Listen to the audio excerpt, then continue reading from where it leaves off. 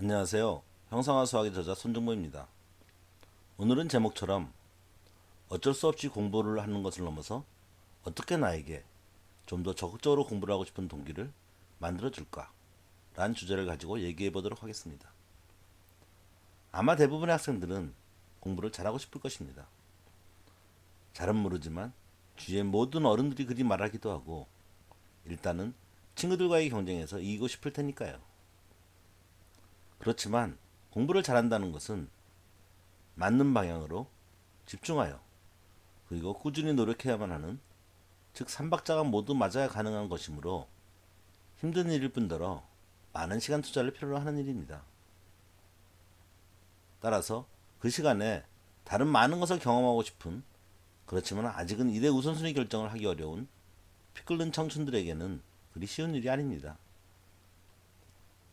단순히 경쟁에서 이기는 것, 그리고 좋은 대학, 좋은 직장에 들어가는 것, 이것만으로는 아이들에게 힘든 공부를 이겨내고 싶은 충분한 동기를 주지 못하고 있습니다. 특히 가정 환경이 부유한 아이들은 더욱 그렇습니다. 이번 시간에는 공부를 해야 한다는 단순히 목적을 주입하는 것이 아닌 동기의 측면에서 왜 공부를 해야 하는 것인지 그 내용을 알아보도록 하겠습니다. 그래서 아이들 스스로 그러한 동기를 직접적으로 느끼고 깨달아서 좀 더 적극적으로 공부에 임할 수 있도록 하는데 도움이 되기를 바라겠습니다. 자신의 인생을 위해서 꼭 필요한 일이 있다면, 그리고 그것을 스스로 느낀다면 누가 시키지 않아도 스스로 하지 않을까요? 시작은 나에게 주어진 삶을 어떻게 살아야 할 것인가? 라는 근본적인 물음을 가지고 풀어가도록 하겠습니다. 먼저 이 주제와 관련된 배경 사실들을 살펴보도록 하죠. 우리는 태어났으니 어쩔 수 없이 일단 살아야 합니다. 당연한 명제이지요. 살아가기 위해서는 일단은 의식주를 해결할 힘을 갖추어야 합니다. 그러한 힘들로는 제일 먼저 건강, 그리고 모두가 좋아하는 돈, 그리고 권력을 들 수 있을 것입니다. 돈은 공동체 사회에서 의식주를 해결할 수단을 제공합니다. 또한 자신이 하고 싶은 일을 선택할 보다 많은 외부적 여건을 제공해 줍니다. 물론 그 일을 선택할 수 있는 것과 잘할 수 있는 것은 별개입니다. 권력 또한 상황을 자신이 원하는 방향으로 이끌어가고 선택할 기회를 제공해 줍니다. 이때도 물론 그 일을 잘하는 것과는 별개입니다. 그럼 다음의 의문들이 자연스럽게 떠오를 것입니다.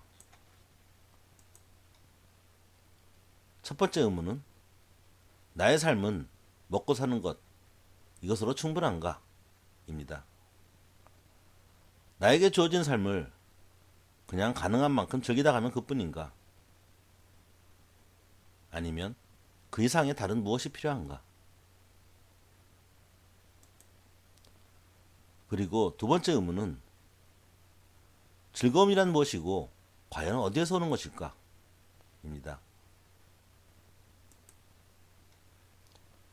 또한 세 번째 의문은 혼자서 사는 것이 아닌 경쟁사회에서 살아남으려면 무엇이 필요할까? 입니다. 마지막으로 네 번째 의문은 가능하다면 나의 자식, 후손들에게 물려주고 싶은 것은 무엇인가? 입니다. 돈 또는 능력. 다음 슬라이드로 넘어가기 전에 여기서 잠시 시간을 갖고 여러분 스스로 각 질문에 대해 대답해 보시기 바랍니다. 이제 현재 나를 기준으로 첫 번째 문점, 나의 삶은 먹고 사는 것, 이것으로 충분한가에 대해 답하기 위해 필요한 사항들을 좀 더 살펴봅시다.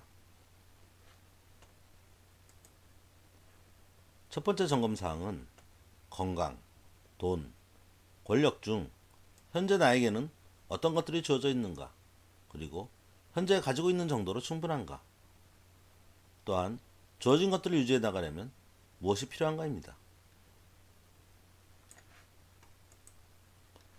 두 번째 점검 사항은 만약 나에게 필요한 것이 주어져 있지 않다면 어떻게 갖춰 나갈 것인가입니다. 세 번째 점검 사항은 나는 과연 어떤 삶의 방식을 원하는가입니다. 크게 분리해 보면 첫 번째는 가지고 있는 것을 까먹으며 무의도식하는 삶. 두 번째는 힘들지 않을 정도의 노력을 하며 가능한 한 현재 상태는 유지하려는 삶. 세 번째는 비록 힘들더라도 내가 하고 싶은 일을 해야 하고 또는 힘들더라도 발전을 해야 하는 삶이 될 것입니다. 여기서도 잠시 스스로 생각해보고 자신의 답변을 만들어 보신 후 다음 장으로 넘어가시기 바랍니다. 이번에는 두 번째 문점, 즐거움은 무엇이고 과연 어디에서 오는 것일까에 대해 좀 더 살펴봅시다. 여러분 각자에게 즐거움을 주는 것들은 서로 조금씩 다를 수 있지만 다음과 같이 정리될 수 있을 것입니다. 첫 번째는 감각적인 즐거움으로 의식주와 관련하여 신체의 오감을 이용하여 느낄 수 있는 멋있다, 맛있다, 편안하다 등이 있을 것입니다. 그리고 이러한 것들이 결과적으로 만족되었을 때 우리는 일반적으로 좋다라는 감정을 느낄 것입니다.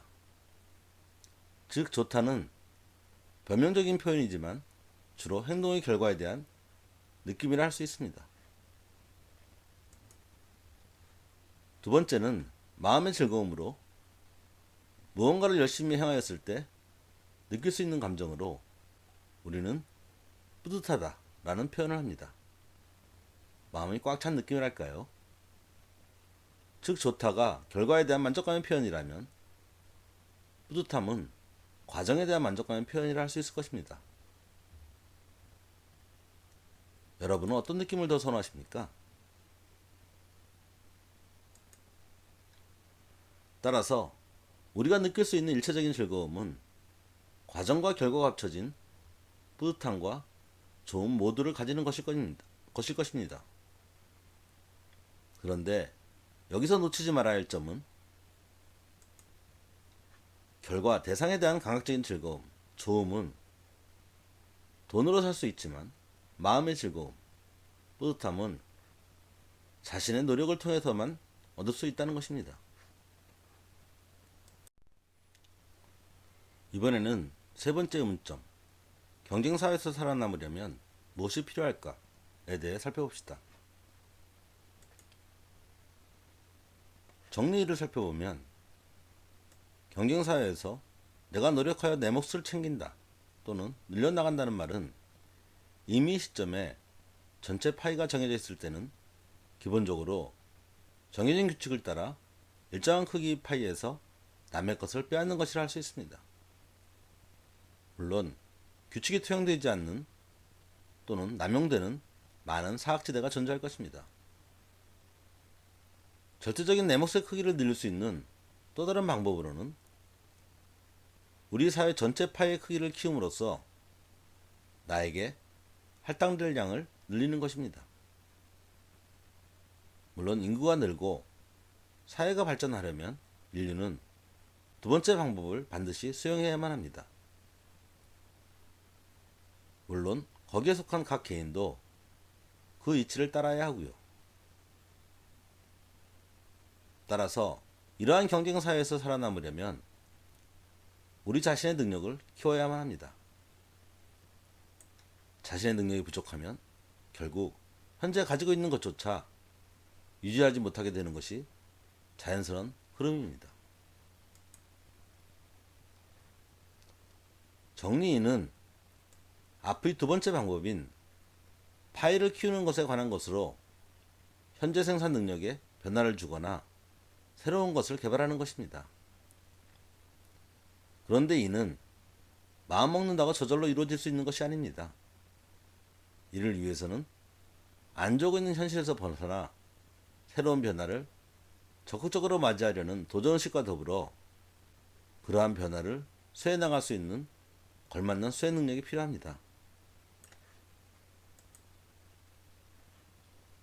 정리 1과 정리 2가 내가 속해 있는 경쟁사회의 흐름에 대해 전체적인 입장에서 바라본 것이라면, 정리 3은 개인의 입장에서 바라본 구체적인 능력의 실체에 관한 것입니다. 우리 각 개인의 삶은 선택의 연속입니다. 그리고 인간은 생각하는 후 행동합니다. 이러한 맥락에서 바라보면 똑바로 생각하고 실천할 수 있는 힘이 바로 기반 실행 능력이라 할 것입니다. 바로 이것이 학창시절에 공부를 통해 갖추어야 할 능력인 것입니다.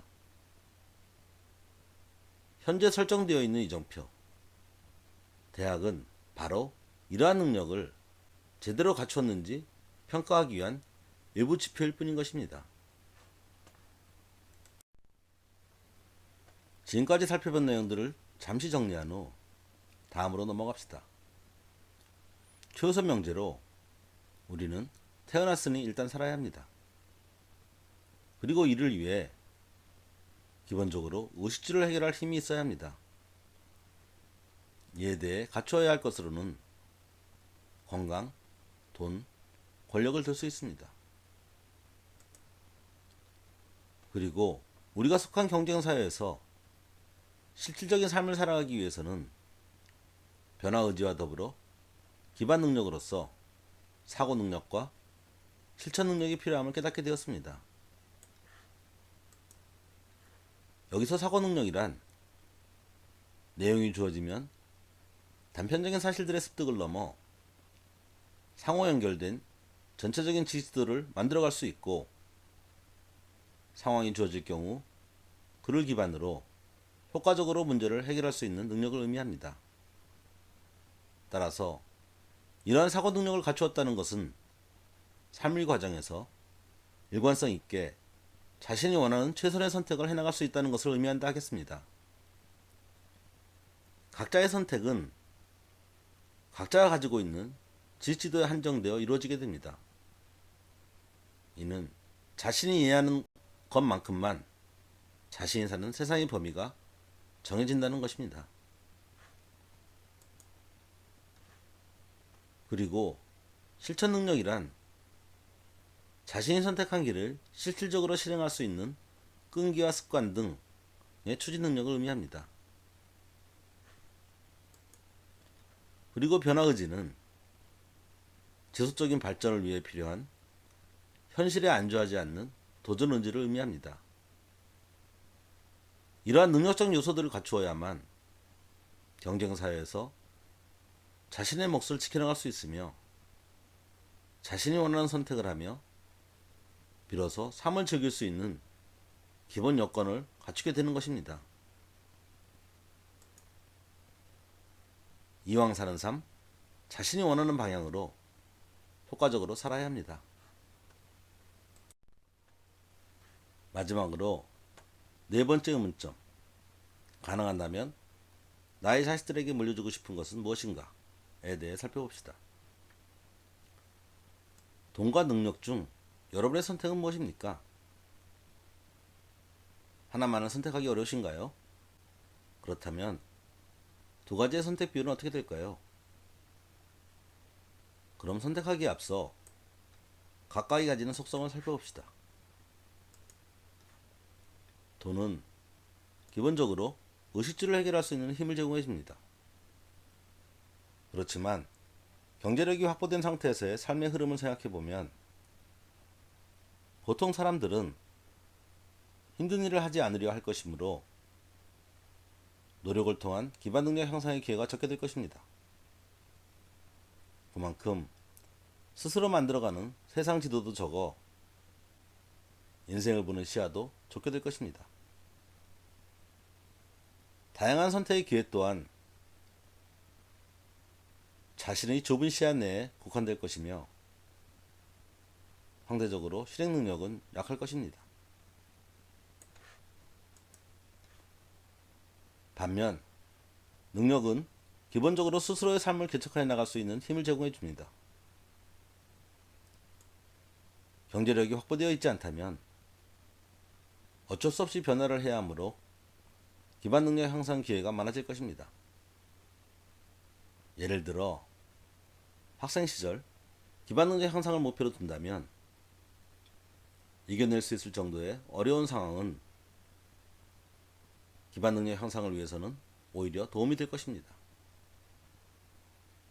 이 선택 비율에 있어 정답은 없어 보입니다. 다만 선택에 따라 아마 자식들은 각기 다른 색깔을 가진 인생의 경로를 가지게 될 것입니다. 아마 제가 학생 시절에 이 질문을 받았다면 10대 90 정도가 아니었을까 생각합니다. 그때는 대부분 경제적으로 어려웠고 사회적으로 유교적인 영향이 아직 컸던 시절이라 서로 간에 크게 차별을 느끼지 못했기 때문에 능력 향상 여부는 자신의 꾸준한 노력 여하에 달렸지 경제적인 어려움이 공부에 지장을 준다는 생각은 크게 하지 못했던 것 같습니다. 그러나 요즘 선택하라고 하면 20대 80 또는 30대 70은 될 듯합니다.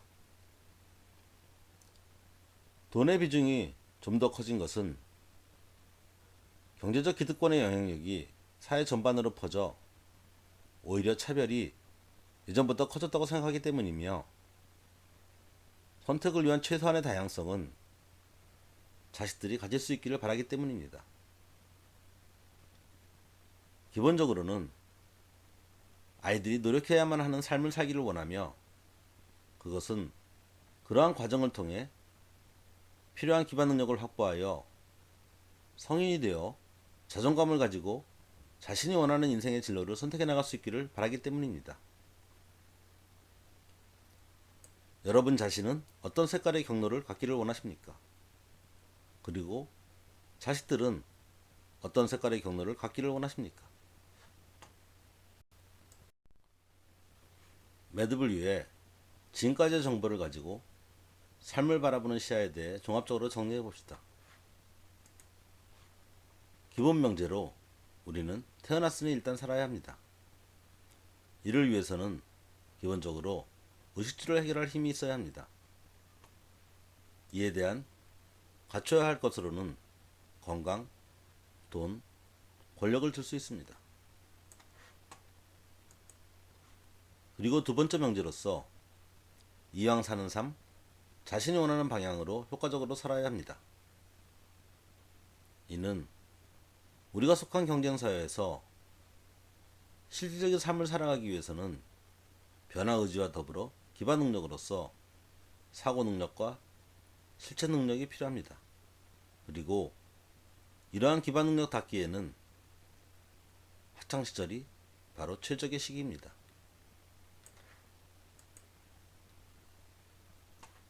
이 세상에 태어나 나를 대변할 수 있는 궤적을 남기는 것, 의미가 있지 않을까요? 저는 이 세상에서 마지막에 손에 쥐는 것이 나를 대변한다고 생각하지 않습니다. 대신 매 순간 내가 선택하며 힘든 것과 싸워가면서 그때까지 겪어온 삶의 과정이 진짜 나를 대변한다고 생각합니다. 이 세상에서 자신만의 멋진 궤적을 만드는 것, 조금은 설레지 않나요?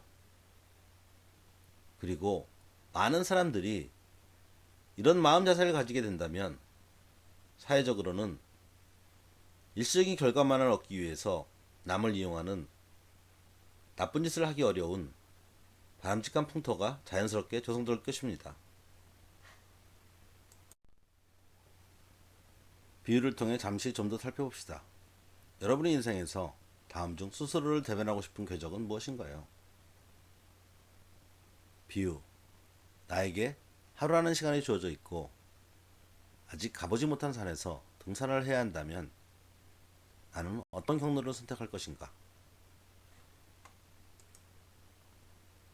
첫 번째, 그게 어디든 남들이 많이 가는 길로 쫓아서 올라갔다 온다. 두 번째, 지도를 보고 정상을 향해 이미 알려진 코스 중 하나를 선택하여 올라갔다 온다. 세 번째, 지도를 보고 이미 알려진 코스 중에서 경치가 좋은 가까운 봉우리 하나를 선택하여 올라갔다 온다.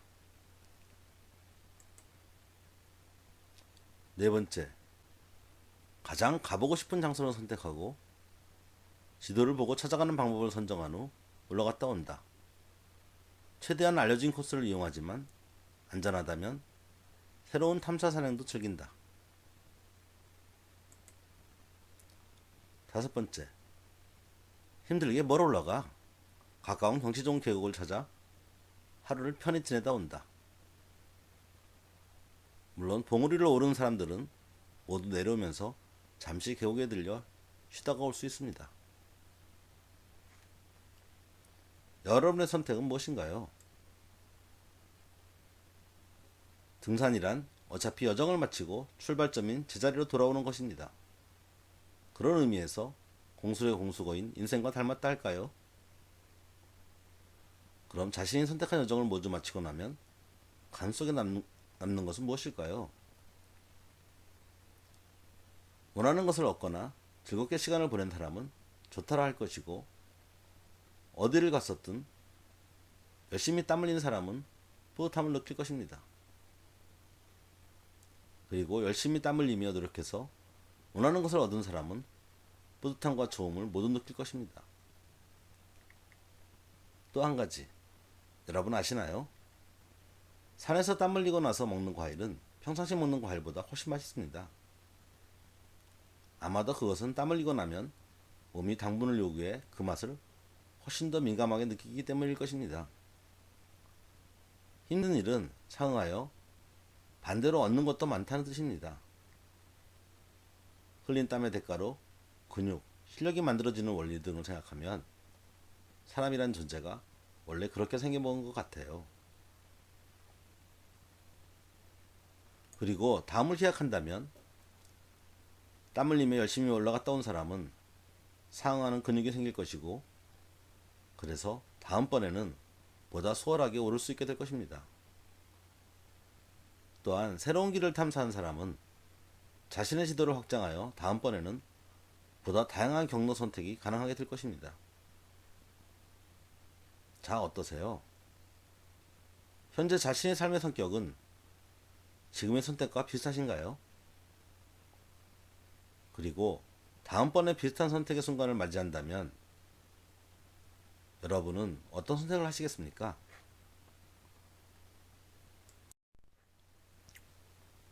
다시 본류로 돌아와 정리를 계속합시다. 그리고 세 번째 명제는 삶은 이어진다. 후손에 도움이 되도록 살아야 한다입니다. 이것은 자신의 삶의 방향에 영향을 주는 중요한 요소입니다. 여기에서 도는 삶을 통해 축적된 외부적인 결실로 볼 수 있으며, 능력은 삶의 과정으로부터 쌓인 내재된 노하우를 의미한다 하겠습니다. 능력을 구성하는 요소 중 지식도는 책, 동영상 등 미디어 매체 및 구전을 통해 후세에 전달될 수 있으며, 문제 해결 능력은 구전 및 DNA를 통해 자식들에게 유전될 수 있을 것입니다. 따라서 이 세상에서의 나의 노력은 결코 그냥 사라지지 않을 것입니다. 이렇다면 좀 더 열심히 이 세상을 살아갈 만하지 않을까요? 자, 어떤가요? 삶을 바라보는 시야가 조금은 정리가 되었나요? 좀 더 넓은 시야를 가지고 큰 틀에서 자신의 삶을 바라보는데 도움이 되었으면 좋겠습니다. 미지의 영역을 효과적으로 헤쳐나가는 방법은 현재의 판단 기준을 가지고 최선의 선택을 한 후 일단 그것을 실행에 옮기고, 일정 시간이 지나면 그동안의 경험을 정리하여 나름 지도의 골격, 베이스라인을 만드는 것입니다. 그리고 그렇게 형성된 베이스라인 골격은 그 이후 선택의 기준이 되고, 마찬가지로 일정 기간 동안 실행 후 다시 그동안의 경험을 정리하여 앞서 만든 골격을 보완하여 새로운 베이스라인을 만들며 점차 지식도를 발전시켜 나가는 것입니다. 이러한 발전 과정에 대한 영어 표현으로는 베이스라인 earlier and Improve Continuously 라고 합니다. 이는 마이크로소프트의 개발 철학이기도 합니다. 이제 지금까지 만든 베이스라인을 가지고 자신의 삶의 방향에 대한 선택 비율을 생각해 봅시다. 그럼 다음 슬라이드로 넘어가기 전에 잠깐 정지한 후 그림에 표시된 파란색과 녹색 박스의 물음표에 여러분 각자의 선택 비율을 적어보시기 바랍니다. 참고로 파란색 박스와 녹색 박스 내 숫자 합은 각각 100이 되어야 합니다. 여기서 건강은 기본적으로 갖추어야 할 것이라 대상에서 제외하였고, 후세에 물려줄 삶의 가치 측면에서는 개인적인 입장에서의 돈과 노하우 이외에 전체적인 입장에서 사회의 공헌을 의미하는 보람 부분을 추가하였습니다. 이 슬라이드는 선택의 결과 삶의 방향에 대한 선택 비율이 삶의 유지 측면이 90%, 삶의 효율 측면이 10% 정도가 될 경우에 대한 이야기입니다. 현재 우리 사회에 보편화되어 있는 가치의 모습이 이와 같지 않을까 생각합니다. 현대 사회는 미디어 사회라 해도 과언이 아닐 것입니다. 그만큼 방송이 미치는 영향력이 지배적이지요. 따라서 방송은 가진 힘만큼 스스로의 통제력을 가질 수 있어야 하며 그냥 마구 휘둘러서는 안 됩니다. 그러나 안타깝게도 현실은 그렇지 못합니다. 우리가 주로 접하는 상업적인 방송, 예능 및 드라마들은 그들의 이익을 목적으로 대부분이 대중들이 관심을 갖는 삶의 유지 측면을 주로 부각하여 방송을 내보내고 있습니다. 이는 대중들을 계속 목매하게 만드는 것이라 할 수 있습니다. 스스로를 책임져야 하는 성인들을 대상으로 하는 것은 어쩔 수가 없다 하지만, 문제는 그러한 방송이 사회의 역량으로 성장해야 할 아이들에게조차 삶의 변화를 통해 발전을 끌어가는 측면보다는 단지 삶의 유지 방편으로 돈, 권력 등 기득권을 유지하는 측면을 부각시켜 올바르게 정립되어야 할 아이들의 가치 판단 기준에 심각한 부정적 영향을 미치고 있다는 것입니다. 더욱이 그러한 방송 내용의 왜곡된 측면을 바로 잡아줘야 할 교육기관에서조차 그러한 폐해를 아이들에게 제대로 전달하지 못하고 있다는 것입니다. 현재 우리 아이들은 어느 것을 기준으로 삼고 어디에 방향을 두어 자신의 진로를 세워야 하는지 모르는 채, 즉 필요한 정보를 접하지 못한 채 방황을 하며 어른들의 어쩔 수 없는 현실 속으로 같이 물들어가고 있습니다. 우리 아이들은 우리 사회의 미래를 이끌어갈 동량들입니다. 필요한 정보를 접하고 스스로 선택할 수 있으며 새로운 미래를 만들어갈 기회를 가질 수 있도록 해야 합니다. 그것이 바로 우리 어른들이 해야 할 일인 것입니다. 이 내용을 삶의 흐름이라는 입장에서 다시 정리해보면, 삶의 유지 측면은 어떤 상황에 처했을 때 자신에게 주어진 여건을 기반으로 한 선택 과정으로 볼 수 있습니다. 여기에서 돈과 권력은 스스로 선택해낼 수 있는 범위 내에서 자신이 원하는 선택을 하기 위한 보다 폭넓은 외부적 여건을 제공합니다. 그리고 삶의 효율 측면은 자신의 선택을 실행에 옮기는 변화의 과정으로 볼 수 있습니다. 여기에서 사고 능력, 실천 능력은 자신의 선택을 실행하기 위해 필요한 내재적 능력을 의미합니다. 또한 삶의 가치 측면은 실행의 과정이 끝난 후에 발생하는 결과의 측면으로 볼 수 있습니다. 여기에서 돈은 실행의 결과로서 수확되는 외부적인 결실에 해당되며, 능력은 실행의 과정, 경험으로부터 쌓이는 내재하는 노하우를 의미합니다. 따라서 삶의 비중이 이와 같이 되는 경우 이러한 흐름 측면에서 우리가 예상할 수 있는 삶의 가치, 결과는 그 내용이 무엇이든 90% 곱하기 10% 해서 9%가 되어 채 10%도 안 되는 효율을 보이게 될 것입니다. 그럼 어떻게 하면 이것을 좀 더 끌어올릴 수 있을까요?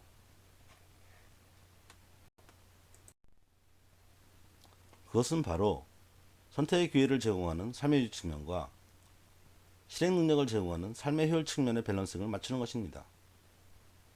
이 슬라이드는 우리의 선택을 삶의 유지 측면을 60% 그리고 삶의 효율 측면을 40% 했을 경우 예상되는 삶의 가치, 결과는 60% 곱하기 40% 해서 24%가 되어 앞의 10% 결과에 비해 2.4배가 향상된 것을 보여주고 있습니다.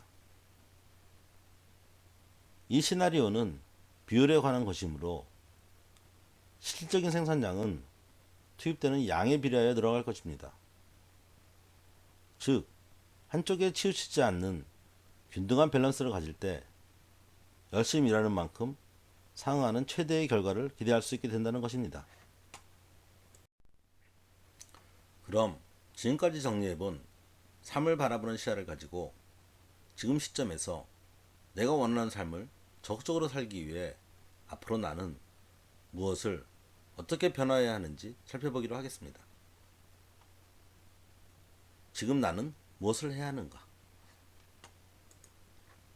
첫째, 자신이 처한 상황에서 벗어나 삶을 전체적으로 바라보고 현재 시점에서 자신이 원하는 삶이 무엇인지 목표 이정표를 세웁니다. 분명한 실질적인 목표 이정표는 스스로에게 추진 동기를 부여해줍니다. 이후 목표 이정표는 변할 수 있습니다. 둘째, 자신의 현실을 직시하고 현재 세운 목표 이정표에 따른 계획을 세웁니다. 계획을 세운다는 것 자체가 자신이 처한 현실을 객관적으로 보게 하므로 자신의 시야를 넓게 해주고 심리적 여유를 가져다 줍니다.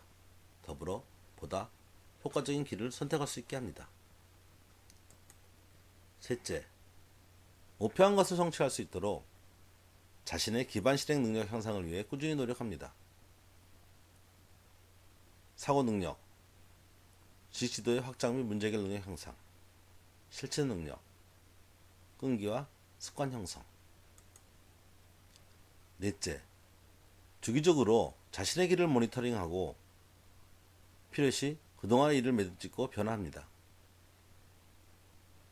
변화에 따른 새로운 목표 이정표를 부여하고 자신을 대변할 수 있는 인생의 길을 만들어갑니다. 그리고 한 번 목표를 정하면 최소한의 기간을 실행 기간으로 설정합니다. 그리고 매듭을 짓고 그동안의 경험을 노하우로서 정리합니다.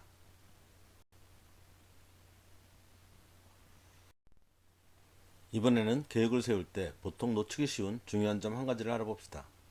사람들은 계획을 세울 때 주로 외부적으로 나타나는 최종적인 결과 위주로 목표를 세우고 작업 계획을 합니다. 그러나 해야 할 일과 동반되어야 하는 실제 수행 능력의 준비를 등한시함으로써 실질적인 계획의 실천 과정에서 어려움을 자주 겪게 됩니다. 일은 사람이 하는 것이고 사람은 그 능력적 준비, 레디니스가 되어야 하는 것입니다. 즉 계획은 담당자가 주어진 일을 제대로 실행할 수 있어야 원하는 결과를 내놓게 되는 것입니다. 알아서 잘하겠지 또는 어찌 되겠지는 희망사항이지 계획이라 할 수 없습니다. 우리는 결과 자체뿐만 아니라 결과를 만들어내는 사람의 능력에 좀 더 초점을 맞추어야 합니다. 따라서 각 실행 단계에서 계획된 일을 수행하기 위해서 능력적인 면에서 과연 실행자인 내가 준비가 되었는가를 반드시 점검해야 합니다. 그리고 그러한 점들을 대비하기 위해서 레디니스 목표를 세우고 무엇을 해야 하는지도 반드시 계획에 반영해 놓아야 하는 것입니다. 지금부터 이러한 레디니스 측면을 반영하여 계획을 세울 때 미리 생각해야 할 주요 포인트를 살펴보도록 하겠습니다.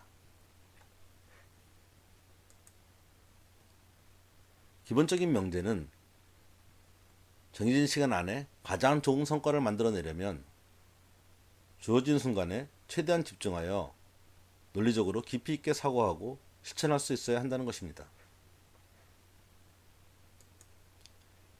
이를 위한 첫 번째 고려사항은 필요한 매 순간에 집중력을 발휘할 수 있도록 미리 논리적인 사고 과정인 표준 문제 해결 과정을 몸에 체득시켜 놓아야 합니다.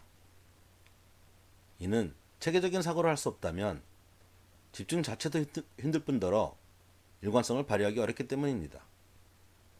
특히 당황한 순간에도 적용할 수 있는 체계적인 사고 절차가 필요합니다.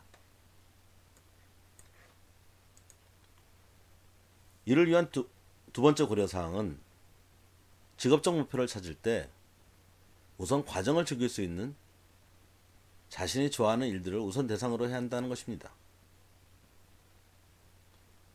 좋아하는 일은 집중이 쉬울 뿐만 아니라 집중력을 유지하며 오랜 시간을 실행하는 것이 가능하기 때문입니다.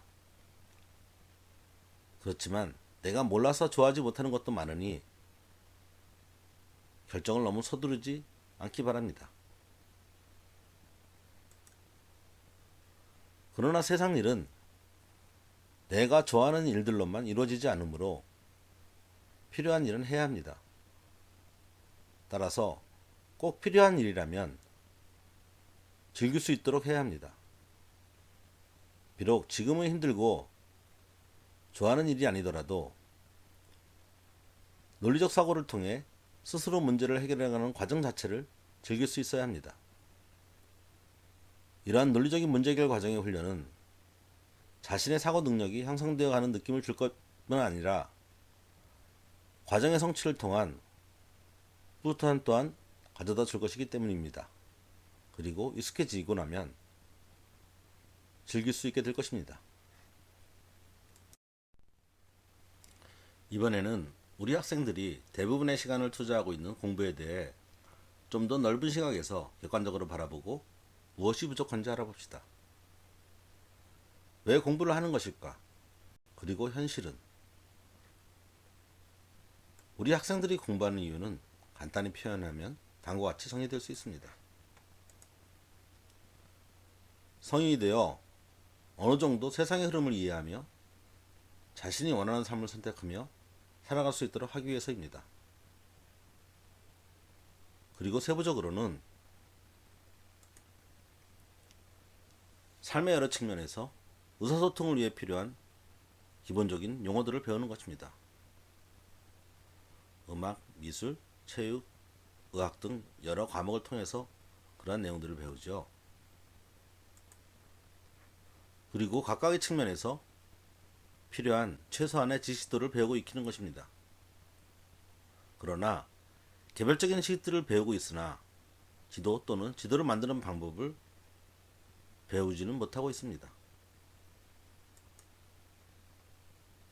또한 각 측면에서의 다양한 모의, 팀 활동을 통해 사전에 최소한의 협력 경험을 해보는 것입니다.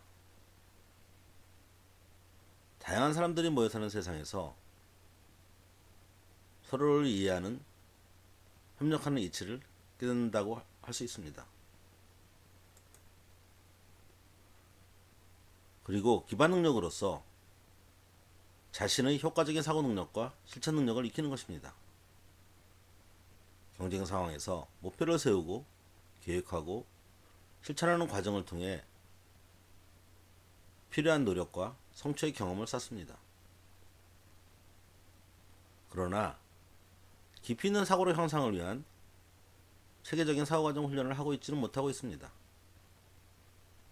그저 암기주의 공부 방법으로부터 학생 스스로 논리적인 사고과정을 깨달아 가도록 하는, 즉 개개인이 알아서 해야 할 몫으로 남겨져 있는 상황입니다.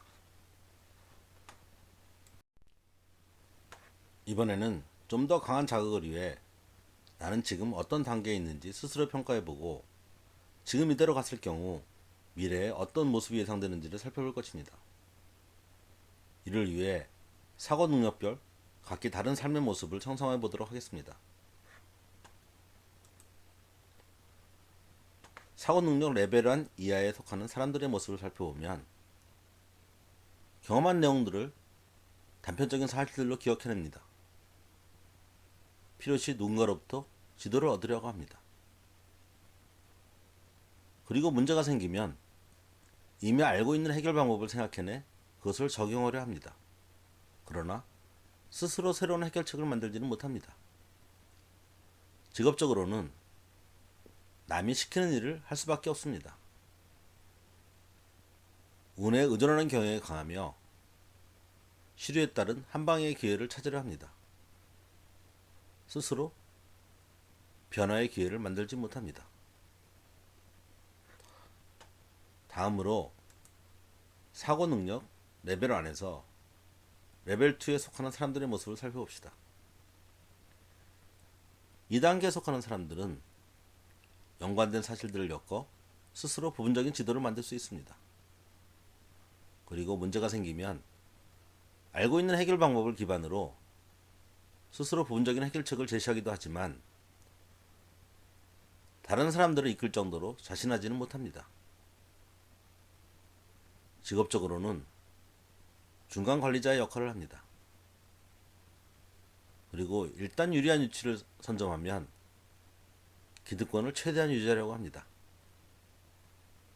그래서 잘 변화하지 않습니다.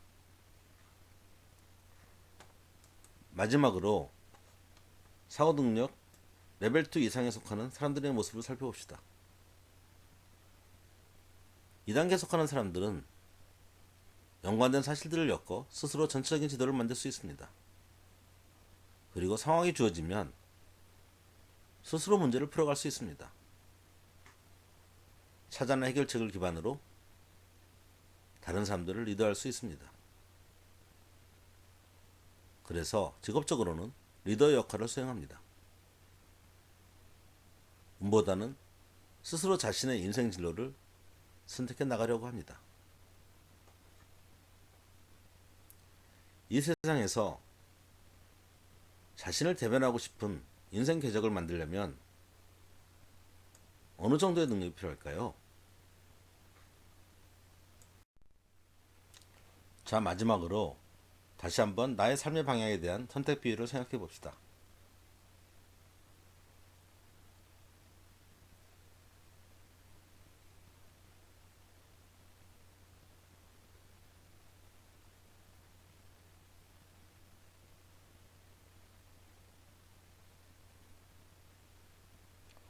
어째 처음과 조금 달라지셨나요?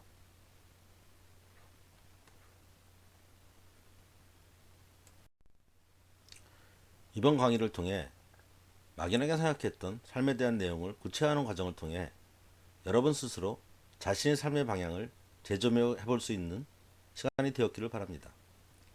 그리고 내 삶을 위해서 학창시절에 무엇을 왜 공부해야 하는지 이해하는 데 도움이 되었기를 바랍니다. 다양한 시행착오를 경험할 수 있고 항상 재도전의 기회가 주어지는 학창시절은 여러분 자신의 훈련을 위한 황금 같은 시간입니다. 올바른 변화의 방향을 가지고 좀 더 적극적으로 그리고 효율적으로 시간을 투자하면서 자신의 미래를 대비하시기 바랍니다. 형상화 수학의 저자 손종모였습니다. 감사합니다.